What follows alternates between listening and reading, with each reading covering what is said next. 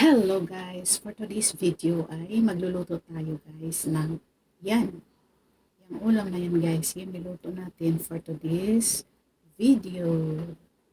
So yan, yung ating mga sangkap, ang ating pork, tapos white and red onion, may itlog pa, may cornstarch.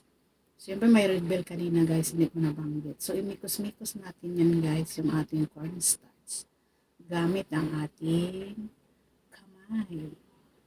So yan, masimasin lang natin siya guys hanggang sa mabalot siya ng lahat ng cornstarch dyan sa laman ng baboy. Hiniwa ko na siya guys into cube. Yung tamang-tama lang siya na pang subo guys, pang isang subo. Ayan. So tinimplahan ko na rin yan guys kanina ng asin at saka paminta. Hindi ko na i-video. So yan, ibabati lang natin yung ating isang pirasong egg.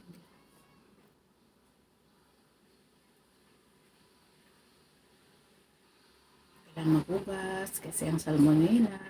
Ayun. Sugas-sugas lang muna.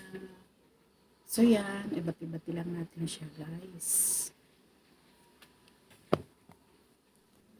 So patiin lang natin siya ng maigi guys.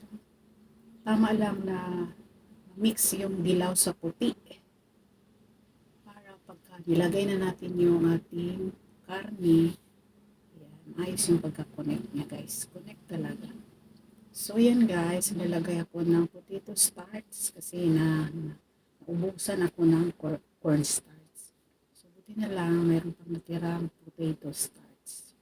So yan ang ginamit ko. Okay naman siya yan. Kaysa wala talaga. So medyo kapos kasi yung ating cornstarch guys. So kailangan pa natin siya i-dip dyan sa potato starch. Tapos sa itlog, ayan. Medyo kinapos ako ng mga sangkap na yun guys, sa pagluluto na yan. So, ginagawan ko na lang talaga siya ng paraan para mailuto ko lang. Gahol na kasi kapag lumabas pa ako para bumili ng mga sangkap na kulang. So, ang malaga, may tawid ko lang, may raos ko lang dyan guys, yung aking iluluto. So, ayun na, natapos ko na siyang lagyan guys. Nagoy naman guys. Sana mabuo ko itong over na voice na ito guys. Kasi medyo maingay na sa aming paligid. So yan, mix lang ako guys ng pang sauce. Pang sweet and sour kasi sa guys. So lagyan ng kaunting toyo. Tapos medyo madami na suka. Kasi sour siya guys, is sour. Tapos tansa-tansa ko lang siya guys. Tapos nagkuha na rin ako dyan guys ng asukal. Brown na asukal ang ilalagay natin dyan. Kasi para pampakulay na rin. Ayan, syempre pampatamis, pampalasa dyan sa ating sweet and sour. So yan. Kumuha na rin ako dyan sa mga oras na yan guys ng kutsara, haluin. At saka may kulang pa yan guys. Siyempre nag-iisip ako. Kinuha ko na lang yung tomato ketchup. Ayan. So, lagyan natin siyang tomato ketchup para magiging mag-blush ang kanyang kulay guys sa ating sweet and sour na pork. So, depende sa inyo yan guys kung gusto nyo lighten, super light na pagka-orange yung inyong sweet and sour. So, mas kuntian pa ninyo yung toyo nyo guys. Yan sa akin kasi medyo dark kasi medyo nadamihan ko ng toyo. So prito-prito na tayo guys sa panahon na ito. Nagpiprito na tayo. Prito. Hanggang sa maubos natin prituhin yung mga hinanda natin karne guys. Bago natin siya gagawin yung ating sauce. So ganun lang naman kasimple pala ang paggawa ng pork, sweet and sour. Ayan. Simple lang naman siya guys, pero yun nga, depende pa rin ang lasa kasi dyan magtalo-talo kasi guys, kung talagang medyo madamihan natin yung suka, ayan, maasim talaga siya ng bonggang-bongga. Mas maganda talaga guys na tansado natin yung dami ng suka, dami ng asukal, toyo, ayun, tapos ketchup.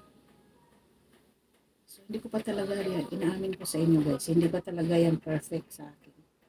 Minsan maganda. Ayan, tapos na siya guys. So, ang gagawa na, sunod natin dyan, ay magagawa tayo ng ating sauce. So, doon lang din na tayo magigisa doon sa pinagprituhan guys. Alisin lang natin yung mantika. Madaming-madami. So, may mantika pa naman kaunti natira yan guys. So, dyan natin tayo magisa-gisa sa ating mga gulay. Kagaya ng sibuyas pula, puti, tapos red bell, ayan. So, mga 1 minuto, 2 minuto lang natin siyang isangkot-sakot dyan guys. Para malutong pa siya. Malutong pa siya mamaya. So, ilagay lang natin yung ating sauce mixture. Ayan. Tapos, nagtimpla na rin ako dyan guys ng cornstarch. Nanimot ako guys, pampalapot. Ayan, para lumapot yung ating sauce. So, yun. So, medyo maingay na talaga guys. May sound na. So, yun guys. Tuloy lang natin yung ating pag-voice over. Medyo nahinto ako kanina. Mahina talaga feedback. Ay, mahina talaga yung ano ko guys. Medyo marami ako nasasagap na maingay kalus ko sa aking voice over. Na pagpasensyahan nyo na yan guys. Huwag lang yung music talaga. Ayan, so, hinahalo ko na yung ating karni. So, ayan na, ipiplating na natin siya guys. Ayan na nga ating pork sweet and sour. Ayan na siya. So, ready to serve. Yung ating pork sweet and sour. So, yun lang guys. Sana masaya kayo sa aking video. Bye!